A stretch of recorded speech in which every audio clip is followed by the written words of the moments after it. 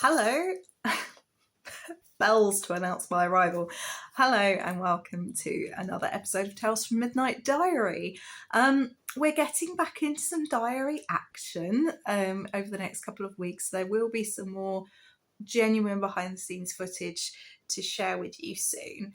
I've just had a delivery of undyed yarn for my collaboration with Perlerow, which is based in Grantham in Lincolnshire, run by the lovely Lucy Crosby.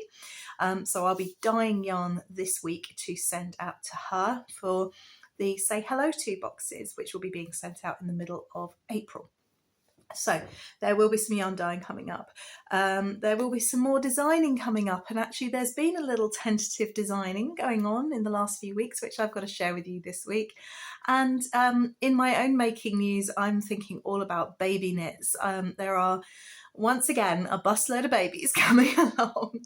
There seems to be nice big gaps between them, and then suddenly like everyone's pregnant at once. So I'm thinking about baby knitting, and there's two baby girls and a baby boy on the horizon. So I'm very, very excited to be able to do lots of quick knits there. So I thought I'd share my favourite baby knits that I've done in the past, and I'd love to know what your favourite projects to do for babies are, your go-to pattern as it were, and why should I try it? Tell me below. I'd absolutely love to know.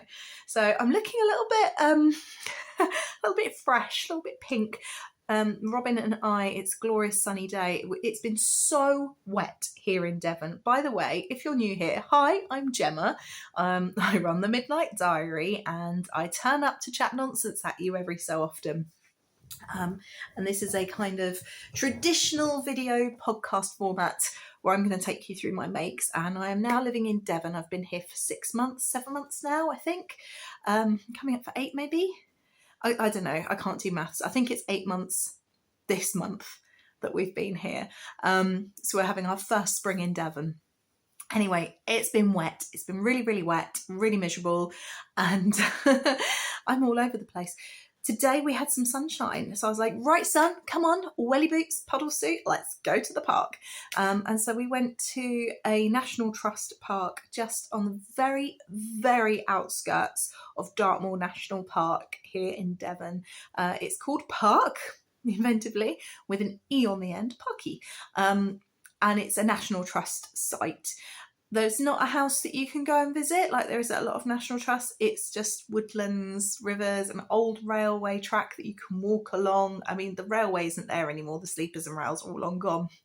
But you can follow this really nice straight path, which is great if you've got little ones and bikes, or mad dogs who like to dash off at 100 miles an hour.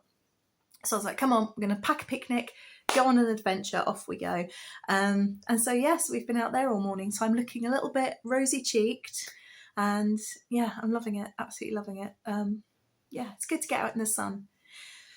So having worn him out in the fresh air, he's down for a nap, so you will not be interrupted by my little co-host today. So he's a good little boy, but admittedly, it's not always everyone's cup of tea to have small people interrupting podcasts. I know that. So rest assured, this will be a small person-free zone today. Yeah. So anyway, let's talk finished objects, because I have 2 this time. They were actually finished a few weeks ago, but I haven't had a chance to talk about them yet. So the first one is the Barley Hat by Tin Can Knits. And this is the one I did to match my son's one. So Jude, formerly of Stranded Dye Works, I guess we've got to say now, had hand spun some yarn in yellow and blue, and he knit a barley hat for my son, and he gave me this skein in pink and blue, and I wasn't sure what to make with it. And then when my son opened his hat on Christmas Day, I was like, Mama's having a matching one. So here we go. Now I don't know exactly what weight Jude's hand spun was. I look a bit odd because I've got my hair tied back, but I can fit my ponytail in it, which is nice. So there we are. Yeah, I think this is slightly thicker than Aran. I think it's more chunky, and I've done it possibly a bit big, but I do like my hats to cover my ears. I don't see the point in a hat where it's sort of there and the wind whistles into your ears, because then you feel like you want earmuffs as well. And a hat and earmuffs, I don't know. maybe I just need to knit a snood. Any snood lovers out there? Any good snood patterns?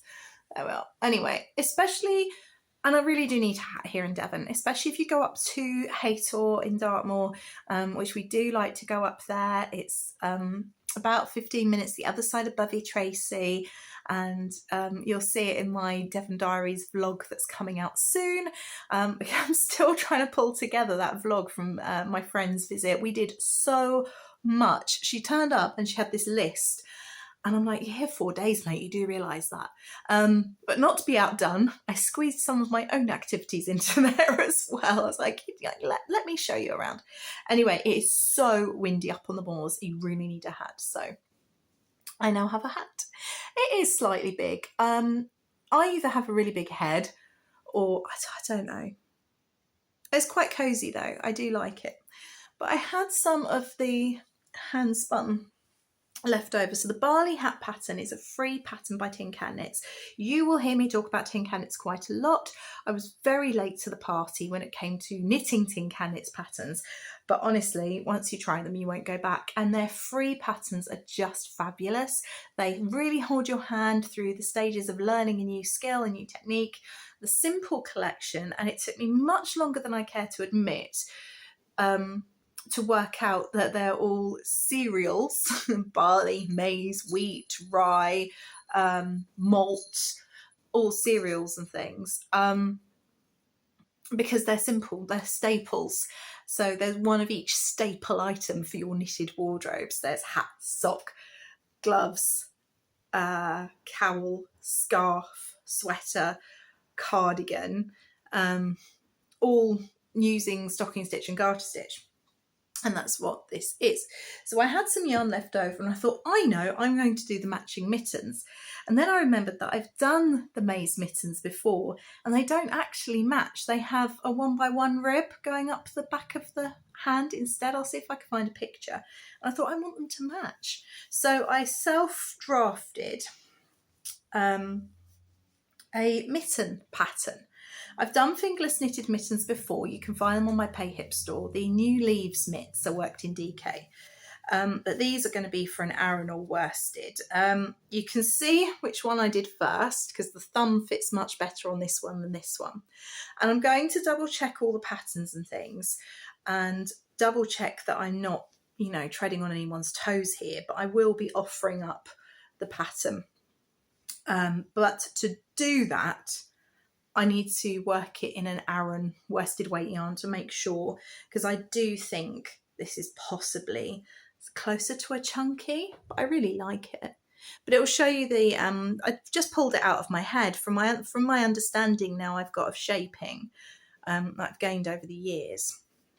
And from my previous pattern design, I just sort of pulled it out of my head and put a garter stitch panel up the back of the hand to match the Barley hat, and I think that works really well. I do need to, I'm saying this having not checked at all that there isn't something already out there, so I will do that first and then I'll check.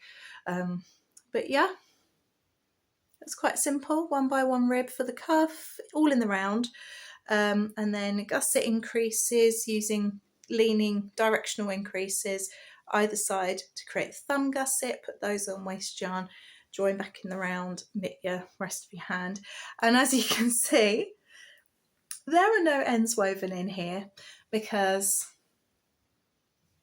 it's me. I'm terrible. I don't block things. I don't weave in ends.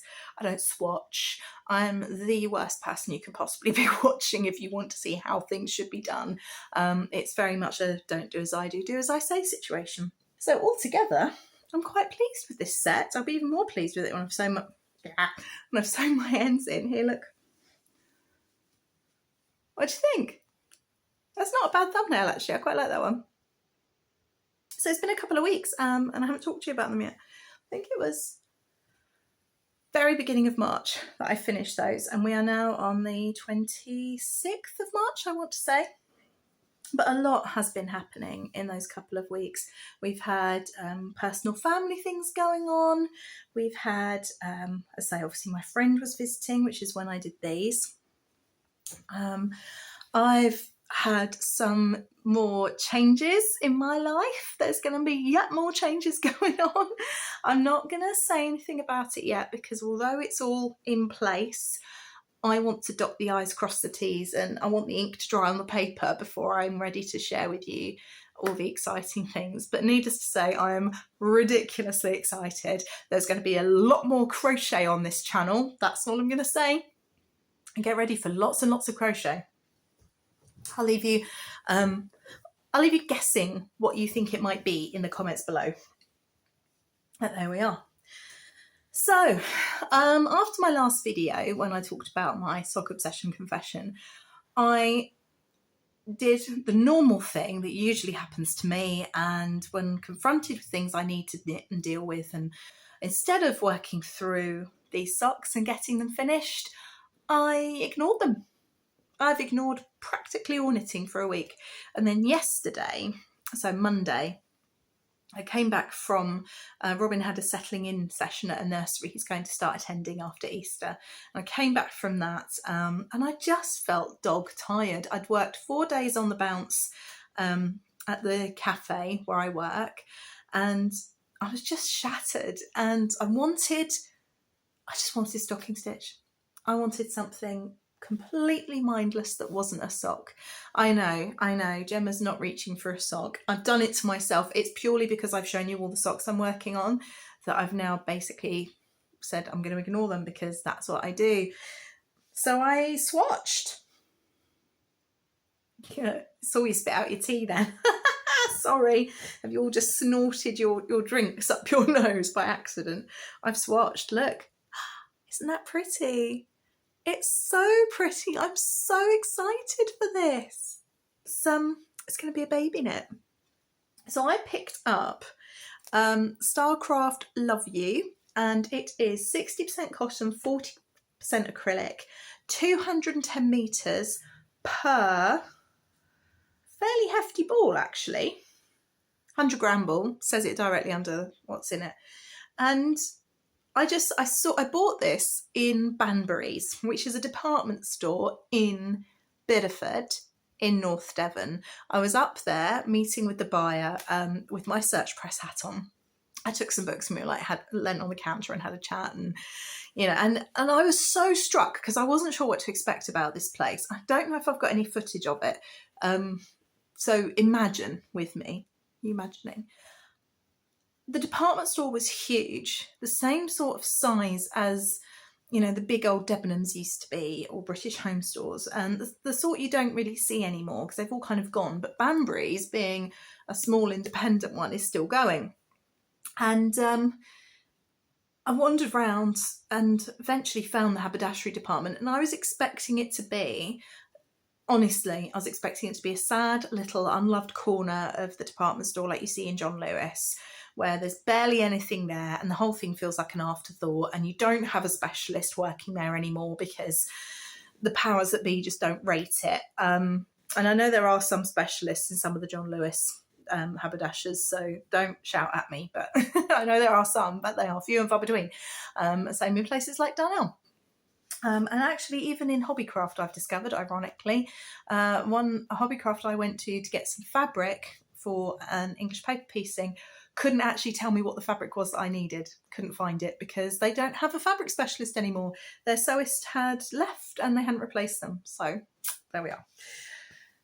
Anyway, I went through this department store and I rounded the corner and I was agog because what I'd essentially walked into was a local yarn shop. I'd essentially walked into a space the size and the layout that you would expect of a good local yarn shop. She had floor space, she had displays, she had samples, and Linda, the lady who works there, is just so lovely. I'm not sure she was sure what to expect from me either, to be honest, because as someone who's run a yarn store for the most amazing owners of the yarn store, I ran it for them. Hearing a rep was going to contact me, just gave me an oof straight away. No, I think I basically started off hostile. Linda wasn't, she was very welcoming, but there was that sort of, let's suss each other out a bit here. Oh, it was wonderful.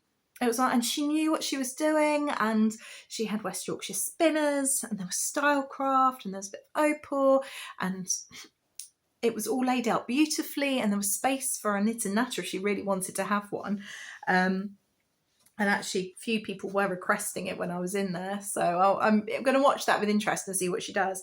And she's clearly so passionate and knowledgeable about what she does as well. I couldn't believe it. I kept saying to her, you're so lucky. And she's in charge of it. She gets to do the buying and the planning and all the rest of it. It's like, basically, she was in the same sort of position as I was, where she had the joy of running this, what is essentially a local yarn store.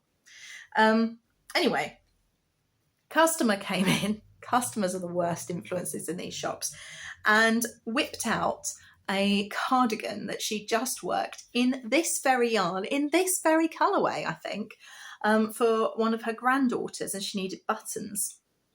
And I looked at it and I thought, that is stunning. What lovely yarn. And Linda, being a very good yarn shop manager, went, oh, you might find it in the sale basket just down there. I was there like a shot. So bearing in mind, I'm there to sell books and earn my commission, which is a respectable commission, just going to say, but it's not going to, pay my mortgage anytime soon. It's like PIM money almost. I managed to spend quite a bit. So this should have been £4.95, and Banbury's had it marked down to £3.70. Now, I bought this and I thought maybe there'll be a little girl coming along that I can knit something cute for. We'll see. And lo and behold, I have a niece coming. There we are. So yesterday, when I was just feeling too tired to do anything, I stuck some podcasts on. Who did I watch yesterday?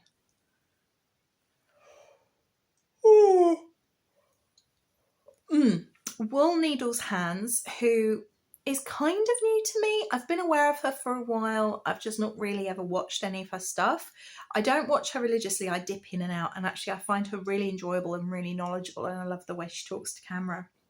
So I watched Wool Needles Hands. And what was the other one I watched? I definitely watched two.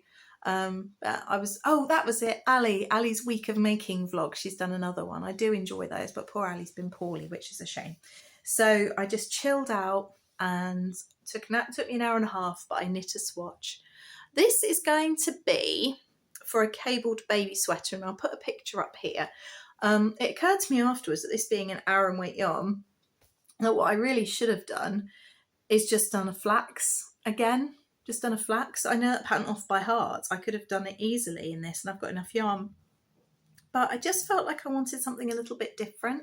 I've done lots of flax sweaters lately, although I do think it would look adorable in this, and it would really suit this little girl. But yeah, it's by Not Enough Knitting, enough with an F, Not Enough Knitting. And I'll put all the details below because they're all escaping me now because I searched Ravelry in a bit of a daze. Cost me about £5 for the pattern, and it's got quite a few sizes in it, and it's got a sweet cable detail down the side and down the middle, and it's top down. I thought that seems really nice and refreshing. I fancy that. So that's what I'm going to cast on. Having said I haven't worked on socks at all is a little bit of a lie. I did pick up my... Not that I can find it here at the moment. I don't know where it's gone. I did pick up my plain vanilla robin sock, and I'm on the heel flap now, so that will be finished soon. I just did a little bit of that yesterday because I thought, Jem, you really should work on your socks. You know me, I'm all about guarding my making time and actually doing what I want to in that moment. There's nothing wrong with that at all. So I haven't put myself under too much pressure. So let's talk baby knits. Before we do, I've just found my sock. I was sitting on it, which, considering I'm using the Wooden Symphony needles, which are highly breakable when one puts one's derriere on them, was quite dangerous. But there we are. There's the heel flap. Not a lot to show. I plug my own numbers in for what fits my son. I do 2 needles at a time so I can try them on. This is the original one, which I found in the bottom of my bag. I said I'd lost it last time. In all actuality, I couldn't be bothered to really look for it properly. I found it as soon as I started looking. However, there is a wee problem with this. Spot the difference. I did a 15 round cuff, and I did a 10 round, but I've decided not to lengthen the leg because I think that will look even weirder. I've just left it as it is. So he's going to have one sock. So move over, Sean Connery, goodness me. I'm going to have one sock slightly shorter than the other, but he's 2. It doesn't matter. So there we are. So that's that. And speaking of socks, my last comment on socks for this episode is that I sent my mum her one completed sock for her birthday. Having finished it and grafted the toe, I thought this looks really small. I did the entire thing to my aunt's specifications. She's got the So Sweet Samuel channel, and she's knit for my mum several times, knits lots of socks for her. So I asked her, and I think what I should have asked her is what her gauge was, because it turns out that although I'm typically a loose knitter, in socks apparently I'm quite tight. Mum couldn't get it over her foot, even though I did it to my aunt's specifications. So I'm glad I stopped and only did the one sock. I've got enough yarn here to knit a whole pair really, in a way that will hopefully fit her. Having said that, I did actually cast on the other day because I thought, I'm sure it'll be fine. I'll just cast on. So now I've got to rip out all that work, but I don't think it's too much. I think I've only done the cuffs so far. I don't think I'm onto the stocking stitch, which is fine because I didn't actually make a note of how many rows I did for the leg anyway. So she may have ended up with 2 odd legs as well. Right, on to baby knits. Now, I used to have folders and folders and folders of patterns torn out from magazines. I used to buy knitting magazines, and I stopped eventually because I wasn't knitting anything out of them, and I probably had more patterns than I could reasonably hope to knit in my lifetime. Between that and Ravelry and all the books I've got, I thought time to stop. And then what I did to save space is I went through and tore out all the patterns that I could see myself actually wanting to make in the future. And then last year when we were preparing to move, actually the year before, I decluttered my pattern stash. And then last year I went through it again and really culled it. So now my 10 or 12 folders is this one folder. It's still labelled children's because I had the majority of my patterns were children's. So I'm going to share with you now my favourite baby makes. The pictures I'm going to share are going to be horrible. They're going to be dark, poorly lit, grainy, because we're going back 10, 12 years. I think when they were done with an ancient camera phone, really pants lighting, didn't know much about photography. So please bear that in mind and be gentle. So I've got little girl and little boy to knit for. Or 2 little girls and little boy to knit for actually. And I was very, very excited to hear a little girl was on the way, because it meant that after lots and lots of little boys that I've been lucky enough to knit for over the years, this is the first little girl I will have knit for since my goddaughter was born 7 years ago. And it means that I can bring out my all-time favourite pattern, which has apparently disappeared off the face of the earth. I shall be so upset if I've lost it. Oh no. Bear with me a moment. Okay, I'm going to carry on and talk about it because I know this pattern exists somewhere. I know I have it somewhere. There's no way I'd have got rid of it. It's probably folded, torn in half. It's one of those much loved patterns. It was the first matinee jacket I knit, and I knit for someone outside the family, and I think I was about 8 or 10 when I first knit it, and it was for my dance teacher who was having a little girl. And it's beautiful. It's got these little cables, and I've done it so many times for baby girls over the years. It's my go-to matinee jacket pattern. It's a Sirdar pattern. It's knit in pieces. It's bottom up. It's got these sweet little cable details around the bottom and around the cuffs and in the collar, and I just love it. It comes out beautifully every single time, although you'd have to take my grainy picture that I'm showing you now with a pinch of salt, and I definitely want to knit that one again, so I need to find it. Like I say, it's definitely around here somewhere. There's no way I would have got rid of it. Luckily, I think I'll be able to find it quite easily again, if I really can't find it, because I know it's like born into my mind what it looks like. So I really like that one. This is one I've done as well in the past for a baby girl. The baby girl in question is now a teenager, which makes me feel very old. But there we are. It's a DK, it's a little bolero, which is perfect for a summer baby. And actually, the little girl in question is going to be, at least, I think the other little girl is actually going to be an autumn baby. But either way, I think this will be perfect for both of them. This one uses Snuggly Kisses, which is kind of like an ombre variegated yarn. It's an acrylic yarn. I've got to be really careful with the bands. I can be a bit tight on the bands, and it can obviously curl up. But this one I absolutely loved. I did it in a beautiful green, and I'm very excited to do this one again. The collar was really effective. I particularly enjoyed the picot edge. So this, again, you can see it's snugly double. This one's snugly double knitting, 1646. Again, readily available. Let's see when this one was produced. Other ones that are on my radar, I'm probably not going to knit this one. I knit this one for my brother my cousin Samuel, who you will have seen on the So Sweet Samuel channel, and that is 12 years ago now. He was born the year I got married. I really shouldn't have to think about that much, but that's 12 years ago this March.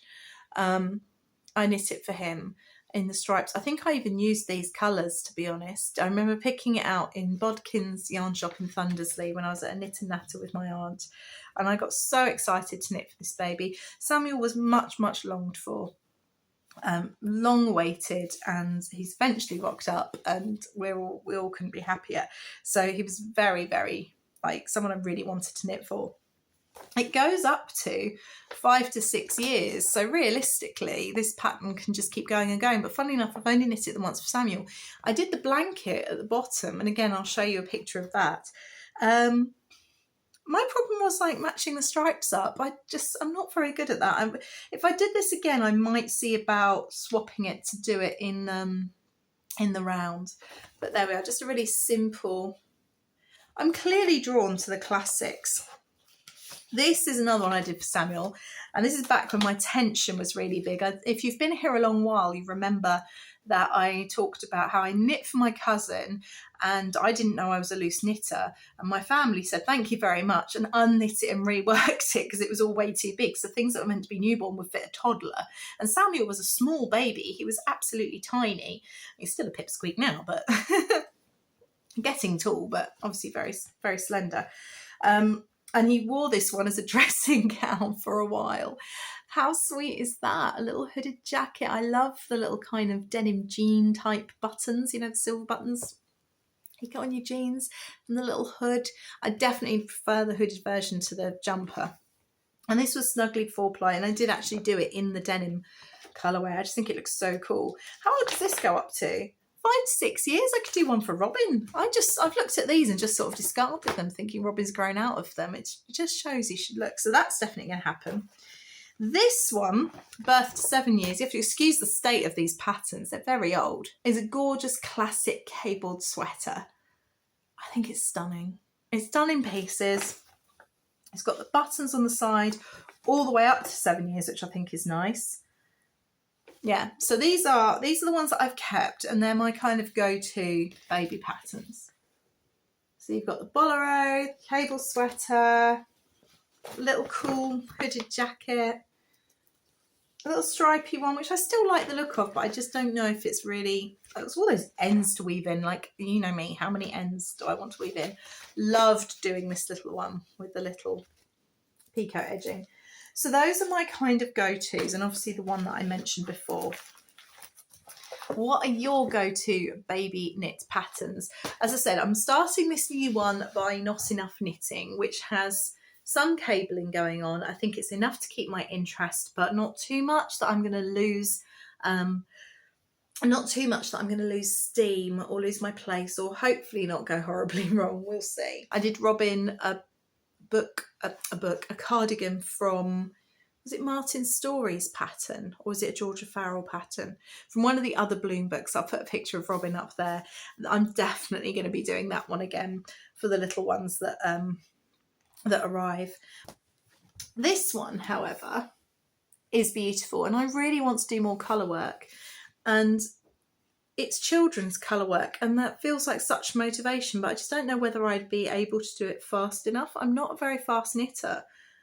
And one thing that does get me down, it isn't the amount of projects I've got, because to be honest, even if I had fewer projects, I still wouldn't finish them any faster because I just wouldn't pick them up, the ones I did have. But it's the number of ones that have sort of been left by the wayside that kids have grown out of. It just makes me feel a bit down.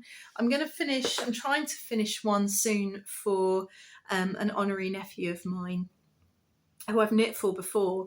And I started it nearly 3 years ago. So the chance of it fitting him are so slim. But I'm going to finish it, send it up to him. If it doesn't fit, I'll keep it for Robin and I'll find something else to make for him. I do feel quite pants about not having finished it. It does get me down, the not finishing things. But it's nothing to do with the number of works in progress I have. I don't know. I don't know what it is. I don't know if it's my state of mind, where I am each time. Who knows? So there you have it. There we go. I'm thinking about baby knits. I've got some lovely baby yarns to use. I've got my favourite patterns that I'm going to be working through and looking forward to sharing with you. And I would love to hear your favourite patterns too. Hope you've had a good week and I will see you in the next video. Thank you very much for watching. Thank you so much to all my new subscribers. You seem to be kind of really active subscribers as well. Like you're actually coming back and watching the videos, which just means so much. It's great to get to know some more of you in the comments. Got some new folk that are popping up in the comments each video now since my last video went a bit bonkers back in February, that one that just went mad. Thank you, algorithm. So it's really great that you've chosen to hang out and spend some more time with me. I'm really grateful for you and your support. Speaking of, the winner of the 500 subscriber giveaway for Emma Homont's embroidery stitch Bible is here on the screen. Congratulations. Message me, send me a message on Instagram with your details and I will get that sent out to you as soon as possible. All right, have a lovely afternoon, whatever you're up to. Take care. Bye.